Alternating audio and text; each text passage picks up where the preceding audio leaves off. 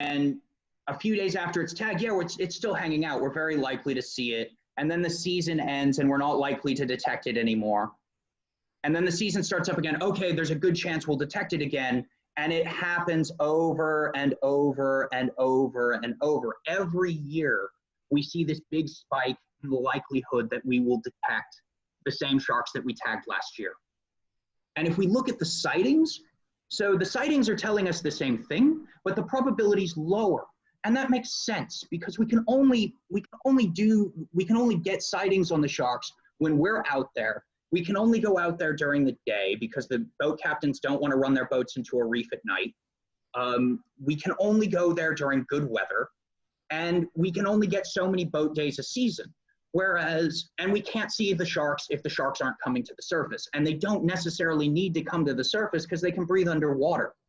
So the visual data and the acoustic data, they're telling us the same story, but the acoustic data is just better at it. Because the acoustic detections can happen when the sharks are at depth, they can happen at night, they can happen when we're not there. Once we get the tag in the animal, we can observe that shark with the acoustic array without having to be there. The next thing we can tell with the acoustic, so if you remember the map of the acoustic array, each of these circles is a receiver, and the bigger circles are seeing more sharks per day that the receiver is out, okay? So some of our receivers never detect whale sharks. Some of our receivers detect, especially on Shibhabil, detect lots of whale sharks. And this is a really big hotspot. You see multiple big circles concentrated here. And then we got this circle up north where we very rarely visit this area of the Alethe region, but the receiver there does get a lot of detection. So we weren't expecting this. And it's one of the reasons why you do the acoustics to begin with, is to see if there are sharks showing up places that you don't normally visit. And so we can start looking at this and it's like, look, this is if you're wanting to protect the whale shark aggregation, if you're wanting to like put a go slow zone for boats or like really enforce the no net fishing, because gill nets are illegal, but it's not super well enforced always. So if you really wanted to start like enforcing it, you could enforce it in very specific months of the year and in very specific areas that are seeing high concentrations of whale sharks. I mean, hoping that they'll enforce it throughout the entire Red Sea would be great, but it's not always realistic. So giving the enforcement agencies the data to concentrate their efforts where it's most useful is something that we love to be able to do. So the last one I want to talk about, the last method I want to go through. One second. I have question. Say, how old or the size in the Red Sea? Are they getting older and they leave, or are they settling in the Red Sea? So that's a really interesting and complex question. So we don't exactly know how old our sharks are. We have a couple of age and growth curves from other areas because it's very difficult to tell how old a shark is without killing it. If you have a dead shark, if you go to a fish market and you find a shark, you can cut it open and you can get a vertebra out of it. And you can slice that vertebra, get a very thin section, look at it under a microscope, and you can count rings in that vertebra. And it's like tree rings. It's usually one ring a year. And you have to prove that for sharks. It's not always one ring a year, but a lot of the times it's what they call an annularis. It is one ring a year. And so you count the rings, and that's how old the shark is. Oh, I didn't know that. It's a really interesting, there's a guy named Gregor Callier who's sort of specialized in doing this on a lot of different sharks. And there was just recently a paper published where they confirmed that whale sharks, it's one ring a year. So when we get a whale shark washed up on the beach, or we get a whale shark that was caught by a fisherman illegally, we can get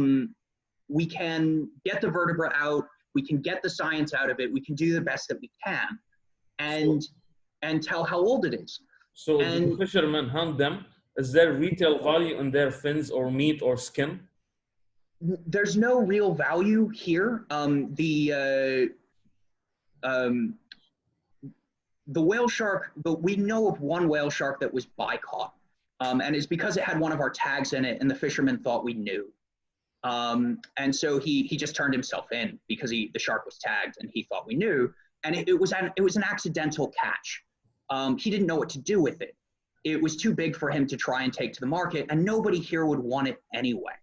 The meat's not very good. It's tasteless. The Taiwanese used to call it tofu fish because the meat it's tasteless. It tastes like tofu. So they're not actively hunting it, but the sharks do get accidentally entangled in fishing gear, especially illegal gill nets. So that fisherman did get in trouble because he set an illegal gill net trying to catch other fish, and he ended up catching one of our sharks. And then fortunately, one of our scientists, a woman named Julia Spate, was down there, and she did a full dissection. She got the vertebra out. She got a whole bunch of tissue samples on it. It was the best we can do with a bad situation. And I'm really grateful that she was down there. Because we have tried to do what we can with those tissues just so that, you know, the animal, something good came out of the animal's death. So no, they're not really targeting them here. The fins are like semi-valuable in the fin trade, but only as a sign. They never use them for shark fin soup. It's just fin places will sometimes have whale shark fins. We have fins here. It's a giant sign. That's it. But they're hard to move. They're illegal to move, and the old market for fins mostly went through Yemen, and that's largely closed down now. So there was a market for shark fins in Saudi, but that market went through Yemen to Hong Kong, and so either it's gone underground or it's just not as present as it used to be.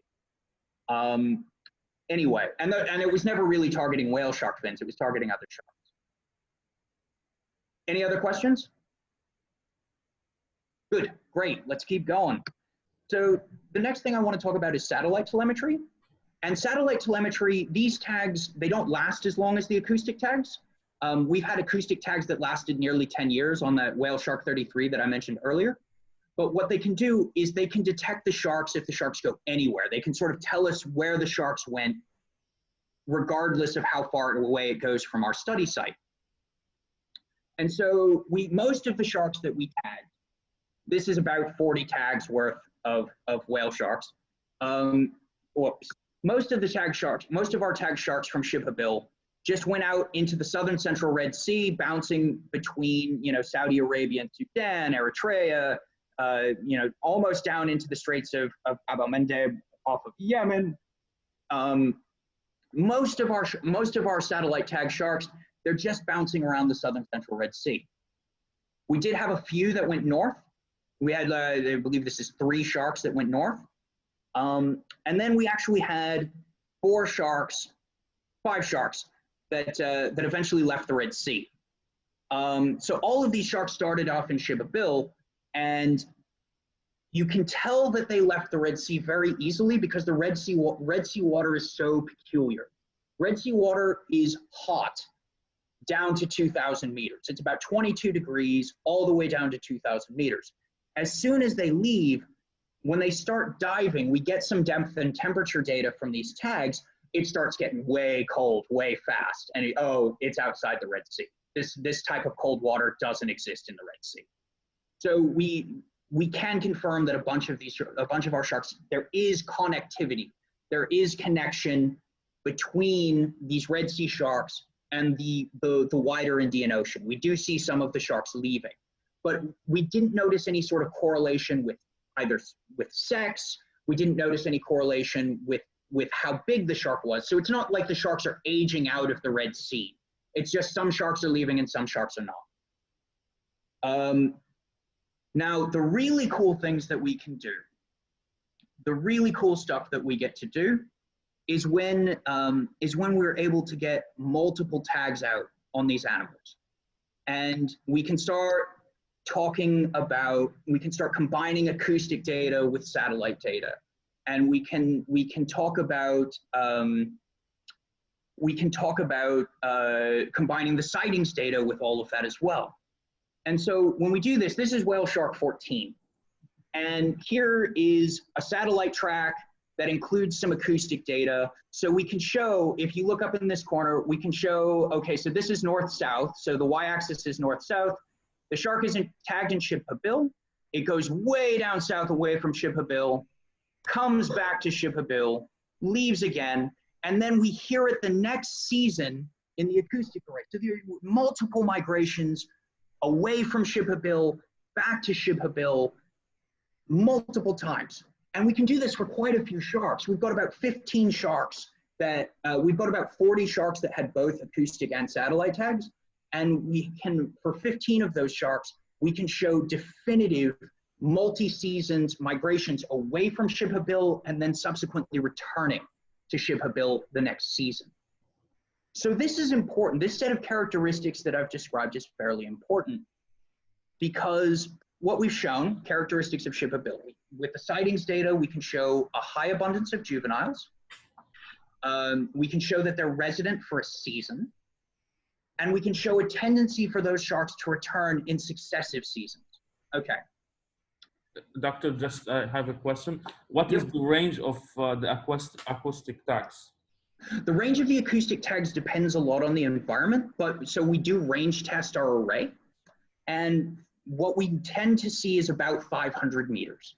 That the range of where if we have a tag that's 500 meters away from our receiver, the receiver will detect it 50% of the time. So that's what our range is, and that's how we define the range of an acoustic tag. Why did the shark die in the gill net from drowning? If they caught accidentally, can you not just release it? So a gill net, they leave it. They're not there to realize that something has gone wrong. It's sort of like a fish trap. It's sort of I can set a bunch of these traps and go away, and when I come back, they're full of fish. Well, he came back, and there was a whale shark in it that was already dead because it hit the barrier, and most sharks are simply not used to barriers existing at all. They're used to the open ocean where they can go up, down, left, right, sideways. They're not used to barriers. So it hits a barrier, panics, and gets wrapped up. And then it can't feed water over its gills effectively, and it drowns. So the fisherman came back, had, a 1,000-kilogram juvenile whale shark in his net and didn't know what to do, and saw that it was tagged and was like, oh, of course they know they're monitoring this animal. I have to turn myself in. It's my only choice. If he had not turned himself in, we probably never would have known. The animal would have we would have stopped detecting that animal. It was a little bit, it was whale shark 31, which a lot of the guys on our boats that we were working with were Filipino guys, and they used to call it basawai. It means the one that always came up, because in 2011, we would see the shark nearly every day. And then it got tangled up in this gill net and it drowned. It was really sad. It drowned a year to the day after we first tagged it in 2010. It was a real, the least we can do is get as much science as we can out of it. So I'm really glad Julia was down there to collect the tissue samples, to collect the vertebra. I'm really glad the fisherman made the mistake of thinking that we knew that something happened to our shark. I'm sad that the shark died. So looking at whale shark anatomy, is there any sharp parts inside it? Is there any what? Is there any sharp parts inside it? Are there sharp parts inside the shark? No. The shark has, if we're looking at whale sharks in particular, it does have teeth.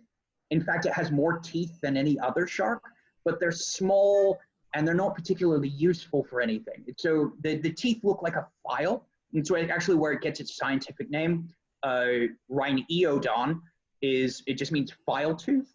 And there was a mistake at the printer, so the E got misprinted as a C in the original description. So in the original description, it's Rhincodon. and that stuck. So just a weird story about how it got its name. It got its name because of a typo, but they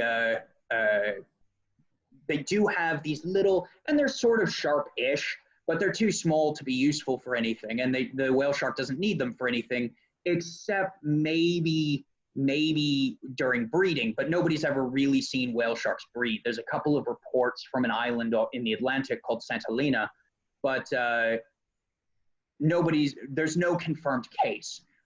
In other sharks during mating, the males will bite the female just to get purchase and get the right positioning. And whale sharks might do the same thing. And that might be the only use they really ever get out of their teeth, is when the males bite the female during coupling. But nobody's ever seen whale sharks breed, so we have no idea. But that would be the closest thing to sharp parts inside of a whale shark. Some other sharks have fin spines that are poisonous, but whale sharks don't have them. In fact, I don't think we have any sharks in the Red Sea that have them. So that I don't know of any pointy bits inside of the shark. Are there any other questions? Yeah, Captain Khalid is asking, given the peaceful nature of the huge creature and its anatomy, could it be the same one that was mentioned in the Hebrew Bible and the Quran in the story of Jonah and the 18th century? And the giant fish. Yeah, there's been some thoughts on that. So in English, it usually gets translated to Jonah and the whale. However, in the end of the story, Jonah gets vomited out of the whale, right? And that sort of makes more sense for a shark, because the sharks can sort of turn their stomachs inside out at will. They just to get rid of toxins, just to get rid of anything that they might have eaten, which is dangerous. A lot of times, if you see a shark that was caught by a fisherman, by a hook and line, a lot of times when I look at some of those sharks and dissect them to see what was in its stomach, the stomach's empty because it had turned its stomach inside out trying to get rid of the hook. So there is some scholarship there is some sort of scripture scholarship on whether or not the great fish in Jonah and the whale, Jonah and the fish, is a reference to a very large shark.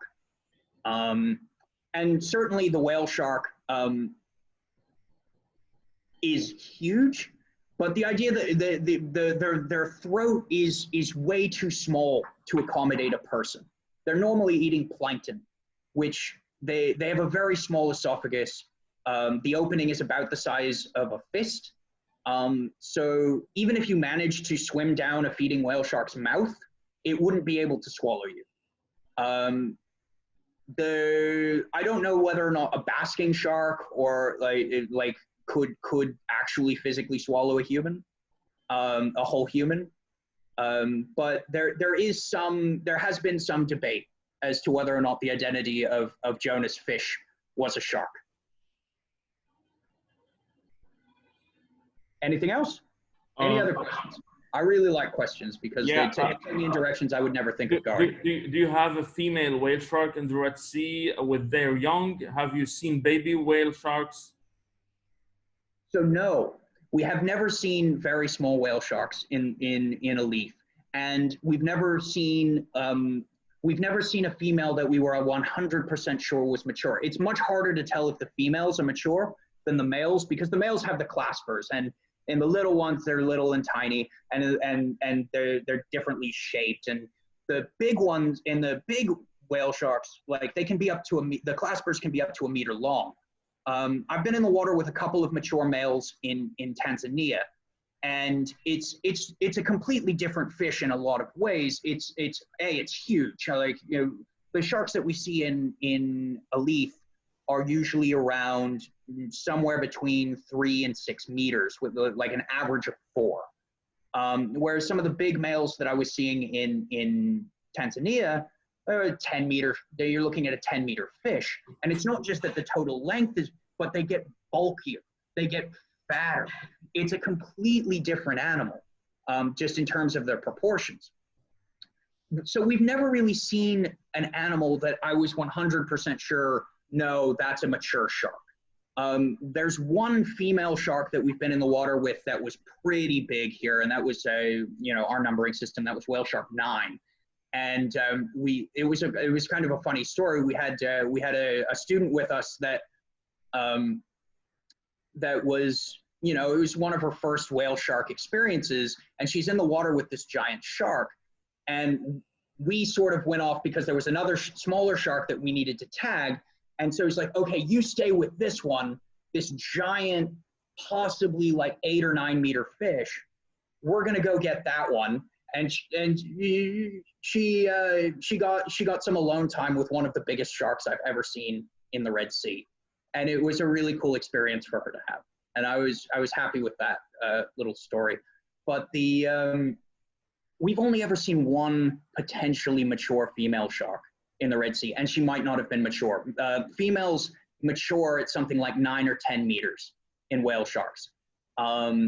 Because when they give birth, they're giving birth to a huge number of pups. There's only ever been one pregnant female ever caught anywhere in the world, and that was off of Taiwan.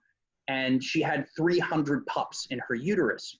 And it was a really interesting case because they were at different stages of development. So whale sharks give live birth, but they start, the embryos start out in eggs, hatch inside the mother, and then she gives live birth. And how big are the whale sharks at birth? So they range between about 40 to 70 centimeters at birth. The smallest free living whale shark in the wild that's ever been seen, and I've got a picture of it here later, was about 40 centimeters. And the biggest one in the pregnant female was about 70. So they're born somewhere in that range. And what is the status of the whale sharks in the Red Sea? The status of the whale shark worldwide is endangered. There have been population declines at most aggregations. And this reassessment was done in 2015, 2016 by a friend of mine, actually, by Simon Pierce and Brad Norman. They led the team that did the reassessment that shifted it from being vulnerable to endangered. And it's now considered endangered globally throughout its entire range, so including the Red Sea. So let me share, before we continue, small video about a rescue whale shark, and then we continue. Cool.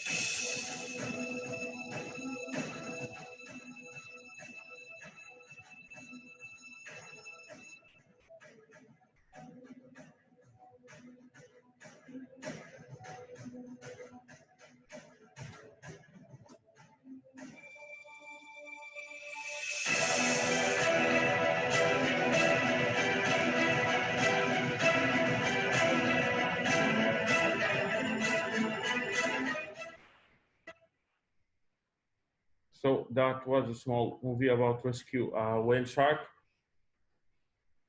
Mm-hmm. So I'm just based off of the style of fishing boat that was. I'm guessing that was a bagan fishing boat in Indonesia.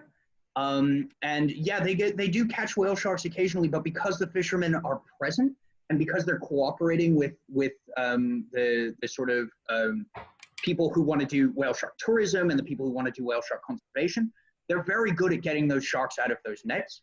There was a similar situation in Tanzania where I was working, where you get these sort of circle net fisheries, and the sharks sometimes get stuck in the net. And usually, if it's during the day, if it's where they can see that the shark is there, they can get it out very, very easily. The problem comes when they're fishing at night and they don't notice that the shark is there until they try and pull in the net and the shark gets entangled. And that gets a little bit more tricky for just because the shark is tangled, the fishermen don't want to lose their nets, they certainly don't want to lose their catch. And so that's where you start to get a little bit of a antagonistic relationship or antagonistic interaction between fishermen and the whale sharks. But for the most part, if it's during the day and it's easy to get the shark out, the fishermen don't want the shark. The shark isn't usually valuable. And it's a pain. It's super heavy to pull back up onto the boat. They'd much rather just get their small little silverfish, depending on where they are. And if you want to share back your presentation, Dr.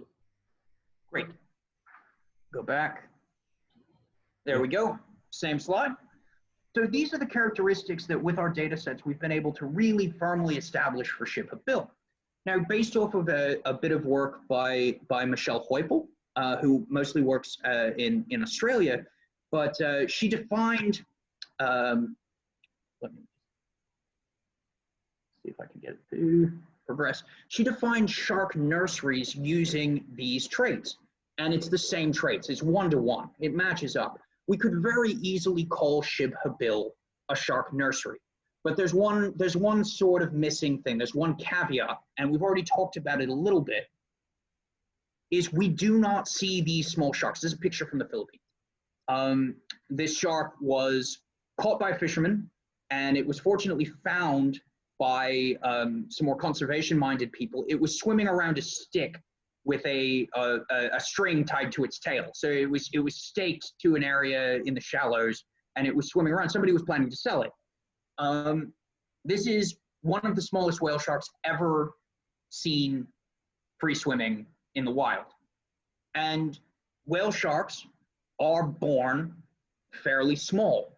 And based off of their body plan, we think they're pretty bad swimmers when they're this young. So something that's that big and something that's a bad swimmer is lunch for a lot of big fish. So it's not just that we haven't seen them in the Red Sea. We don't see very little whale sharks like this anywhere. And the places where they have been recorded, it's usually open ocean. Most of the places where these have been encountered is on tuna seining boats.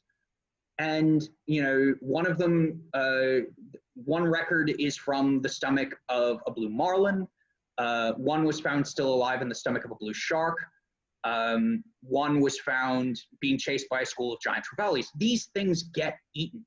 It's one of the reasons why the big females are giving birth to so many, or having to produce so many pups. And so we think what's happening with these is that they're never coming into the aggregations because the aggregations are in coastal areas, and coastal areas have a lot more predators. So we think these things are probably hanging out in the middle of nowhere in the open ocean and staying relatively deep, at least during the day when it's light out and things that hunt by vision could see and eat them. It's one explanation for the spot pattern, is that the spot pattern makes them look like a bunch of tiny little fish if they stay down in the deep that aren't worth going after if you're a big predator. Because the swarm of little fish is just going to disperse. You might get one, it's not worth it, not worth the energy. Rather than one nice big package of food, which is really worth the energy. So we think that they're hanging out at depth in the middle of the open ocean where nobody's ever going to see them, except in very rare circumstances. So I don't really like calling Shibhabil a nursery. I prefer to call it like a staging ground for juveniles and subadults, which is very important for the species as a whole. Getting those juveniles and subadults up to a size and age where they can be breeding is one of the most important steps in conserving a species. It might be the most important step in conserving a species. So preserving areas, preserving hotspots and staging grounds like Shibhabil throughout the world could be very important for us having whale sharks into the future. Here's another picture. I think this one was caught off of Taiwan. They put a number tag on it. That's what's sort of looped through its dorsal fin. And then they released it. But I like this shot because you get a sense of just, how big the animal is. The guy's releasing it. His hands are right there. This is a whale shark, and it's tiny, and it looks exactly like a whale shark. Its spot pattern is already there. It just really conveys, baby whale shark. And I like putting them into presentations because they're adorable. People like them. So I'm almost done. Pardon me. I'm almost done. I just want to return back to this slide. So this is where research on whale sharks in the Red Sea was, 30 years ago, not that long ago. Before the discovery of aggregations, this is where whale shark research was almost everywhere. We've got 4 encounters. They were impaled on steamshippers. We've got 4 points and different in space and time. And I'm really happy that we've been able to take that. Don't worry about what's on this graph. It's just we've been able to take that and produce a bunch more data. We've been able to push that into the future. We've greatly expanded the amount of available data for whale sharks in this region.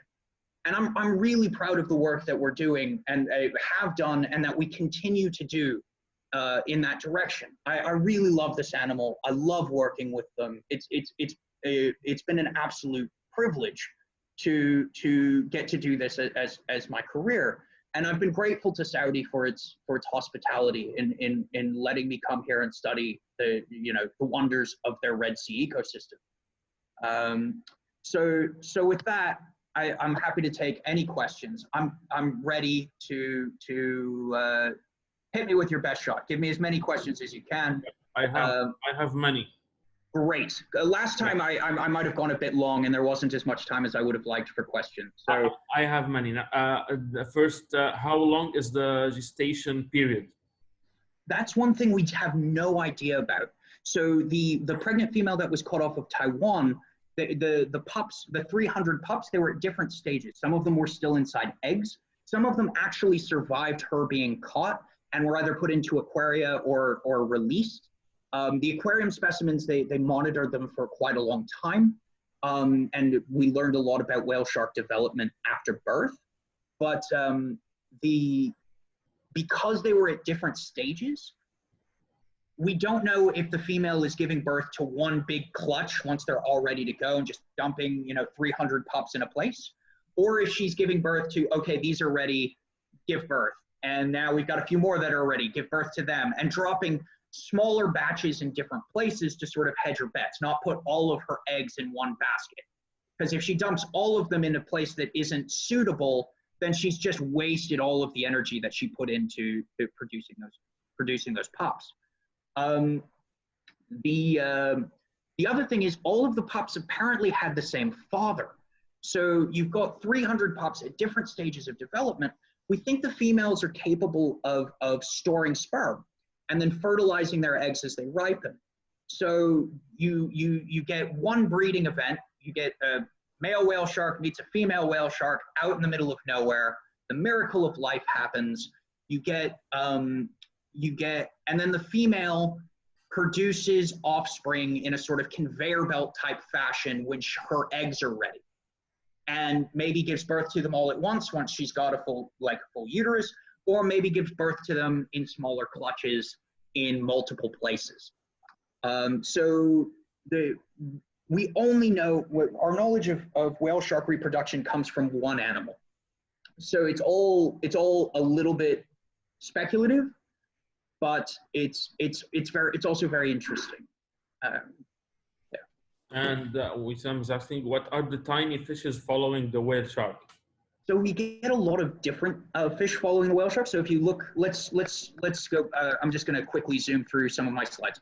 So these guys, you can see this around whale shark 14. These yellow stripy fish. These are golden trevally. They're juvenile golden trevally. They get much bigger and they sort of lose some of the coloration and become a bit more silvery. We see them around whale sharks all the time, just swimming right next to the mouth. The idea is that the best idea is that they're using the animal as just a mobile habitat, sort of like a shelter. If some predatory fish comes by, they can sort of dodge around the whale shark to keep themselves safe. Sometimes that backfires. There's some very good footage from the BBC of a school of swarming fish around a whale shark, and then the whale shark sort of just comes up and starts eating on that school of fish. So sometimes that strategy backfires and the whale shark isn't a particularly gracious host. You can also see some other fish in this picture that are a little harder to see. I've got a better picture for that earlier in the presentation.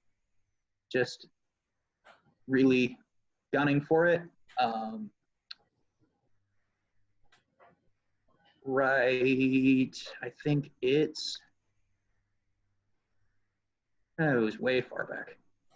Okay. So there's some more golden trevally. The fish that got in the way of the picture was a pilotfish. These are scad. These are yellowtail scad. And we actually use them as a sign. We will look for these in a leaf. They produce a very distinctive school at the surface. They produce a very distinctive bait ball, where you can actually see the tail beats of the individual fish. The bait ball is so tight, you can actually tell when the fish are changing direction. And we'll just, if we see that school, we'll just wait by it, because more often than not, a whale shark will come up into it.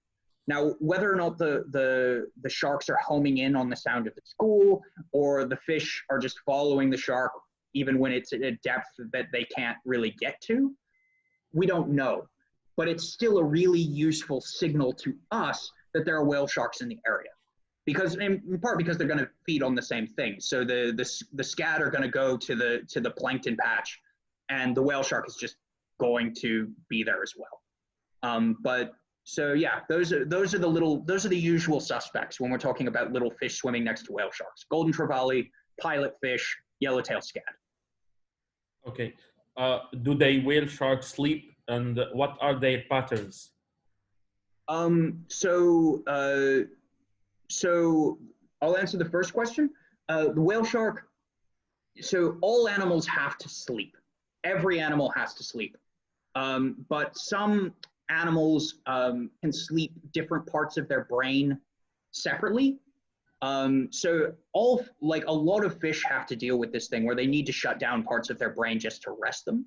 So some fish can swim entirely with the spinal column. They don't need their brain to be active at all. Their spinal cord just handles it as a reflex. Some fish can, and dolphins are a good example, will sleep one half of their brain at a time. So they're never completely shut down, but they go through periods where they're not fully active, where one side of their brain is sleeping, and you can notice, you can see a dramatic reduction in activity when they're doing that.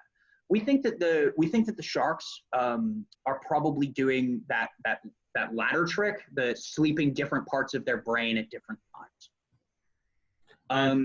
The patterns. What's the question? I'm not sure which patterns you're talking about. This is what I've asked. Maybe she can clarify what kind of pattern. Let's go. How deep does a whale shark dive, and does it say there's for long? There is, yeah. So whale sharks can dive extremely deep, and they might be the record holder for deepest diving shark. They can get down to about, I think the record is somewhere around 1,900 meters. And usually the limiting factor there is temperature. You get down that deep in most places and it's 4 degrees and the shark is going to get cold. But part of them being big might be an adaptation to that. So if you're big, you lose heat more slowly. And so they come up from the surface where they can bask in the sun and they can get their body temperature up. And then they make these big deep dive. For whatever reason, we do not know what they're doing down at nearly 2,000 meters. What reason they have for going down there? But they can go down, and then their body will not lose that heat that they gained at the surface as quickly as a smaller fish would. It might be part of the difference between the habitat selections of juveniles and the habitat selections of fully adult sharks, is that the bigger sharks can take more advantage of deeper, cooler water. So yes, they can dive deep. Was there a second part of that question? How long they can stay? So they can stay down, depending on how far they're going. They can stay down for different lengths of time. Usually that's dependent on temperature, like I said. After big deep dives, they'll usually come back up to the surface and have to rest at the surface and bask in the sun for a few hours before they make their next dive. In the Red Sea, it's not temperature that's limiting them. We've got some dives from our satellite tags that are about 1,300 meters. What we think is the limiting factor in the Red Sea is oxygen. There are some, as you get deeper in the Red Sea, the amount of dissolved oxygen in the water becomes less and less and less and less. And so your really deep Red Sea organisms have to deal with those oxygen minimum zones, and they have to be well adapted for dealing with the lack of oxygen. So the limiting factor in the Red Sea is not temperature. It's the temperature everywhere else. The limiting factor here is probably oxygen. And so the amount of time, I'm sorry, it's unsatisfying. I can't give you a really solid amount of time that they can stay down, because it depends on the environment they're in. If they're down in warm water with lots of oxygen, they can stay down there forever. They do not need to come to the surface. They have gills. They can breathe underwater. So at certain depths, they can stay down there quite happily, indefinitely. Can you give us a little bit of information about their vision and sensation? Is it the same of the sharks, the real shark, are the same? So there was only very recently some work on the opsin levels in whale sharks and some of the proteins in their eyes. Their vision is probably fairly poor because they don't really need to invest in it. If you look at some of the research about the structures of their brain, there's a woman named Kara Yopak who's done quite a bit of excellent research on shark brains. And the whale shark, most of its brain is dedicated either to smell, in terms of sensation, in terms of what it's sensing. Its brain is dedicated to smell. It has very large olfactory bulbs, or to hearing. They've got quite a good sense. They've got quite a good brain organization for dealing with auditory information. So they're probably not seeing a whole lot. Their eyes are small in comparison to the rest of their body. They don't really need vision to hunt because they're going after plankton, which is really too small to hunt visually for them anyway. And once they find a plankton patch, they don't need to see it. They can just open their mouth and guzzle down water and separate the plankton from the water. In fact, when we're with whale sharks in the wild, we have to be very careful with the boat, because if the shark is feeding, it'll run straight into the boat. It's not that will particularly hurt the shark. It's just unless there's rough water and the boat comes down on the shark. It's just that we don't want to disrupt the shark's natural feeding behavior. We don't want to bump it on the head and cause it to dive. We want to do some work with it. We want to get the photos. So we have to be careful that we don't cut the shark off, because it'll just run straight into you without knowing that it's doing it. So I'll be end with the final question. I have a lot of questions, to be honest. I think if we will not finish till tomorrow. I'll end with an important question. For the rest of the question, I'll send it to you, Doctor. If you can send it to me back, I'll send it to them again by email. For all these questions. I'm sorry, there's many questions.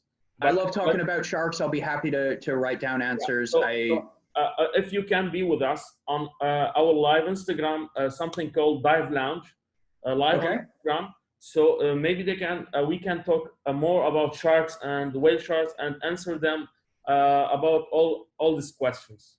Sure, great. So, If you just want to have a separate thing that's a question and answer session, yeah.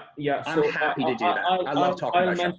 I'll mention the date later, so they can join us on the live Instagram on Hope of Spring Dive, and join us live, and you can answer on all these questions. Now, let me end on this question. Captain Khalid is asking you, why did you choose a whale shark to study, and what inspired you? So I didn't choose whale sharks specifically. I've loved sharks since I was 3. I mean, it's unsatisfying to people where they're, how did you choose what you wanted to do? I really didn't. I've wanted to do this since I was very, very young, and I just never changed my mind. But the inspiration, that one is very easy for me to answer. There was a woman named Eugenie Clark, very famous shark biologist. And when I was 3, she had this National Geographic video with Rodney Fox. And I watched it so many times that the video store made us stop renting it. They said other nerds were looking for that particular National Geographic video, and that we had to wait our turn again. So we just kept renting it over and over again until they made us stop. I was obsessed with that. And so Eugenie Clark is easily my inspiration for having become a shark biologist. And whale sharks in specific, I've known my boss here for a very long time, and he knew that I worked on sharks. I did some aquarium work on bull sharks during my undergrad, and he started working here when KAUST first started up. And he's like, well, we've got a whale shark aggregation. Do you want to come help us set this up? And I was like, yeah, sure, great. I'd love to. I had never seen a whale shark before. And so he gets me here. We see like probably 70 different whale sharks that year. He's like, do you want to come here as a student and just study this? Yes. No, I was sold immediately. Whale sharks, I saw my first whale shark in 2010, and the water was full of plankton, so you couldn't see anything. So it's just like, there's nothing. Oh, that's a whale shark. Okay. All right, deep breaths. All right, that's amazing. I'm so happy. I had a real nerd moment, and then I was sold. I wanted to come. I've been coming back for a decade, and I'd like to keep coming back and keep studying sharks, and in particular, I'd love to keep studying and working on whale sharks here. It's amazing what you have down in the lake. It is a treasure, and I hope it's something that we can work to conserve. That's great. Thank you so much. Thank Doctor. you. Just let me remind what we have next week. Just 1 second.